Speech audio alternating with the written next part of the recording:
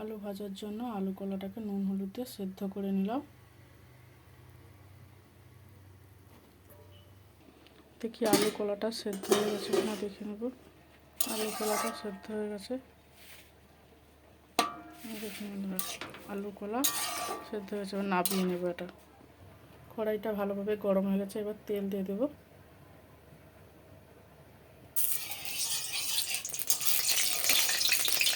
এই মোড়লা মাছগুলো নুন হলুদ মাখিয়ে রেখেছিলাম, এগুলো এবার একটু তেলে ভেজে নেব।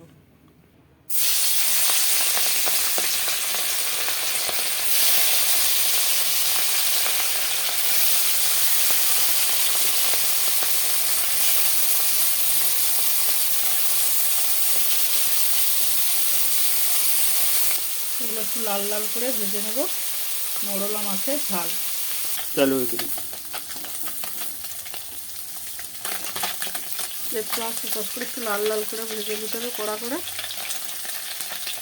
উল্টে দিই।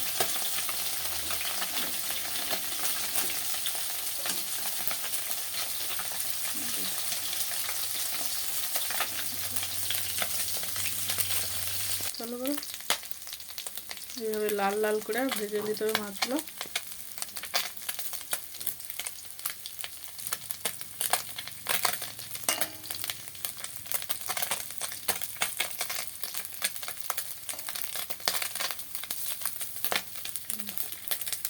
মাছগুলো লাল লাল করে ভাজা হয়ে গেছে, এবার মাছগুলো আমি নামিয়ে নেব।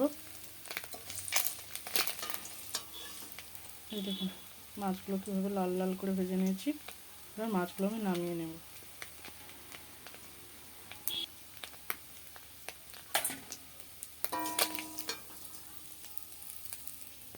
ওই কড়াইতে আর একটু তেল দিয়ে ঝোলের জন্য, মোড়লা মাছের ঝোলের জন্য আলুগুলো একটু কষিয়ে নেব। লবণ, হলুদ গুঁড়ো, নাড়িয়ে চাড়িয়ে ঢাকনা দিয়ে 5 থেকে 7 মিনিট রেখে লাল লাল করে ভেজে নামিয়ে নেব। আলুগুলো লাল লাল করে ভেজে নিয়েছি, এরপরে আলুগুলো আমি নামিয়ে নেব। এই কড়াইতে আর একটু তেল দিয়ে আগের যে আলু কলাগুলো সেদ্ধ করে রেখেছিলাম, ওই আলু কলাগুলো বেছে নেব।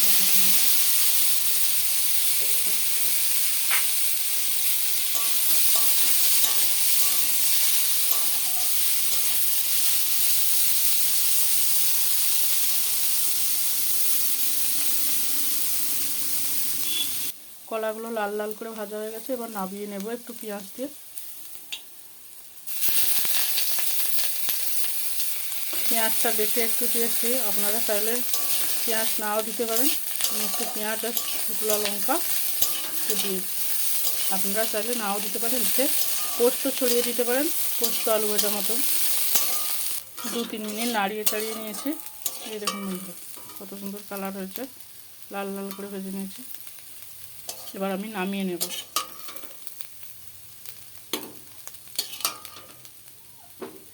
ওই কড়াইয়ে একটু তেল দিয়ে দেবো। তেল দিয়ে চুনো মাছের ঝালটা তুলব। প্রথমেই দেব 5 ফোড়ন, বেটে রাখা পেঁয়াজ, দেবো হলুদ গুঁড়ো,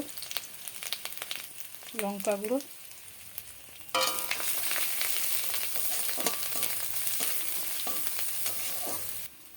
একটু জল দেবো, সামান্য জল দিয়ে একটু নাড়াচাড়া করে মশলাটা কষিয়ে নেব। এই দেখুন মশলা থেকে তেল ছেড়ে গেছে। এবার আমি ভেজে রাখা আলুগুলো দিয়ে দেবো। আলুগুলো দিয়ে দিচ্ছি।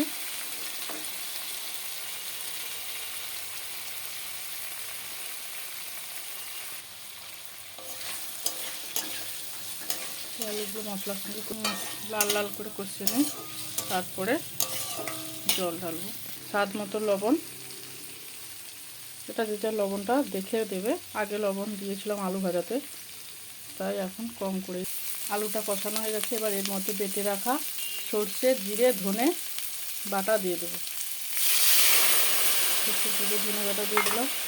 এরপর পরিমাণ মতন জল দিয়ে দিলাম। ঝোলটা ফুটে গেছে, এবার মাছটা এর মধ্যে দিয়ে দেবো।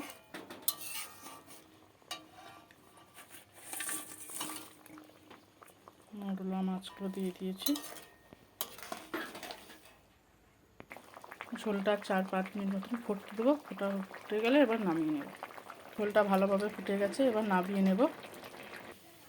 ভাত, মৌরলা ভাজা, কলা আলু ভাজা আর মৌরলা মাছের ঝাল। আজকের মেনু এতটুকুই। ধন্যবাদ। আপনারা সবাই চ্যানেলটি সাবস্ক্রাইব করে রাখবেন। Bandana official blog. Like, comment, share.